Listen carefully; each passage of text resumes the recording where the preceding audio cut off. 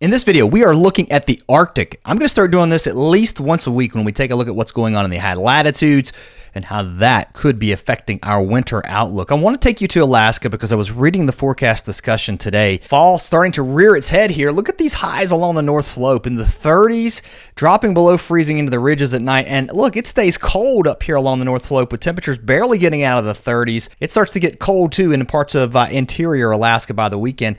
And looking into next week, highs would likely be in the 40s. Lows getting back into the 30s. It will start to warm up here over the next couple of weeks.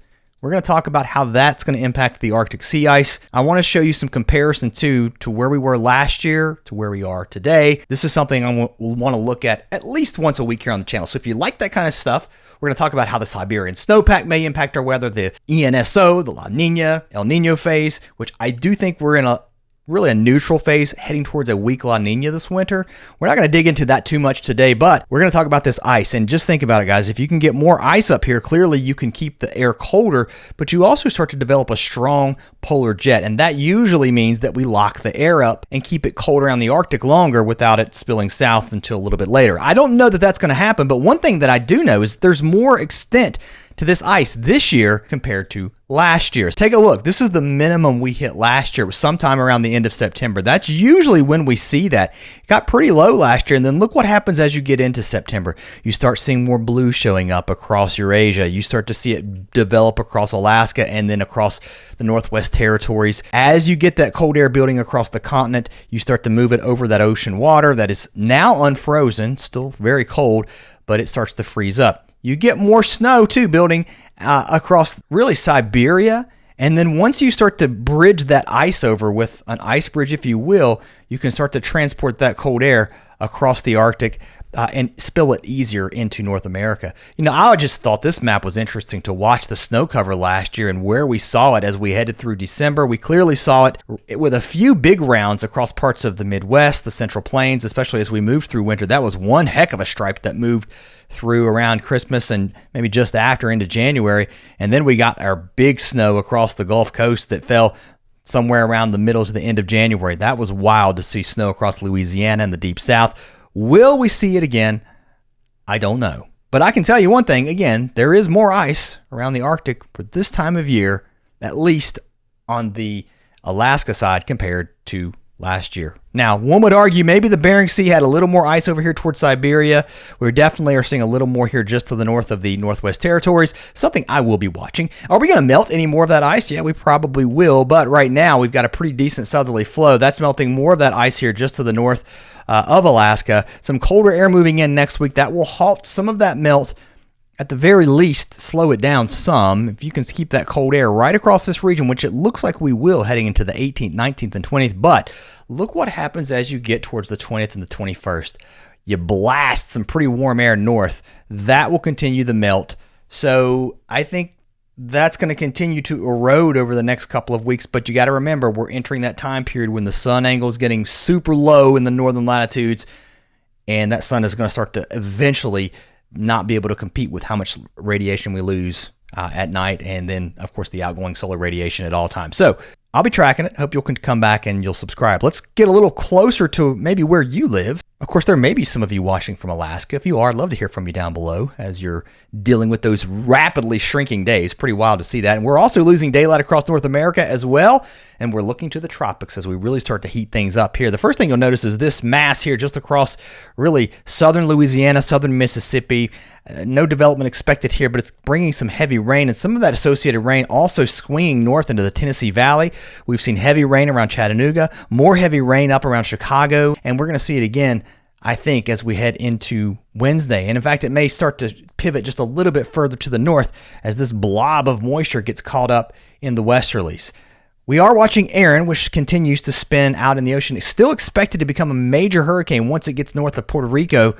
The forecast track pretty consistent, moving it west, but I think once it gets here, even the forecast models are saying there's just a lot of differences. Okay, so I'm not buying in on anything yet. If I had to tell you again today, what am I thinking?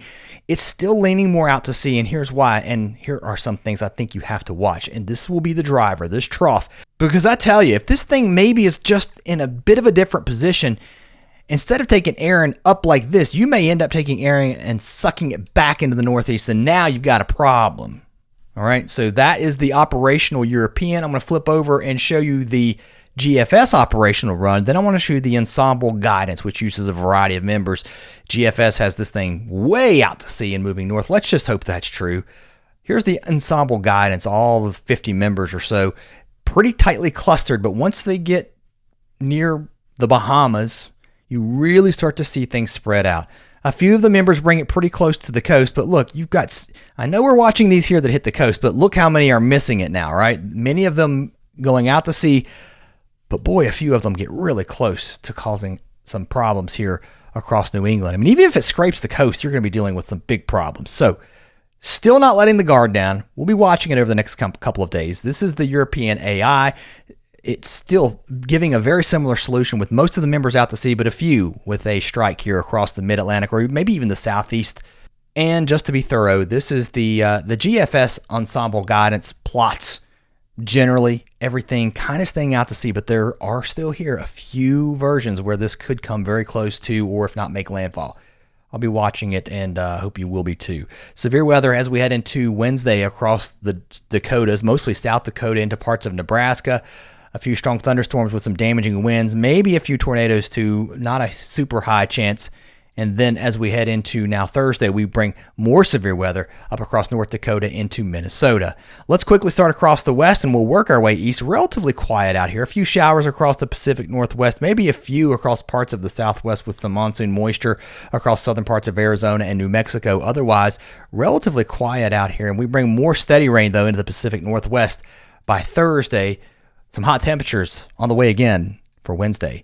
For Wednesday, some severe storms possible across parts of Nebraska, also South Dakota. That will be really the highest dynamic region across this part of the country. Otherwise, some showers across the south, which we'll talk about in a moment. And then as we head into Thursday, some of these storms could linger into the overnight as they head into Minnesota. And then we'll fire things up again as we head into the afternoon and evening hours with more storms across South Dakota moving into Minnesota. High temperatures, hot again across the south. Texas probably getting close to 100 in some areas. And we've got the 90s spreading north back into Nebraska all the way north into parts of Montana.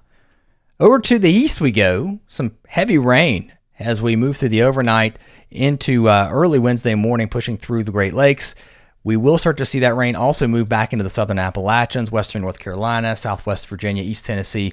That will continue to push off toward the Piedmont of Virginia, North Carolina, with more storms firing up to the north across northern West Virginia, a good chunk of Pennsylvania, especially the western part of PA, up towards central PA as we move into the evening hours. And then as our front drops to the south, it will start to slow down once it gets into this region. It'll eventually start to clear the northeast. We punch a little bit of drier air in across the north, but further to the south into this region, I think we keep the chance for rain showers around as our boundary kind of washes out.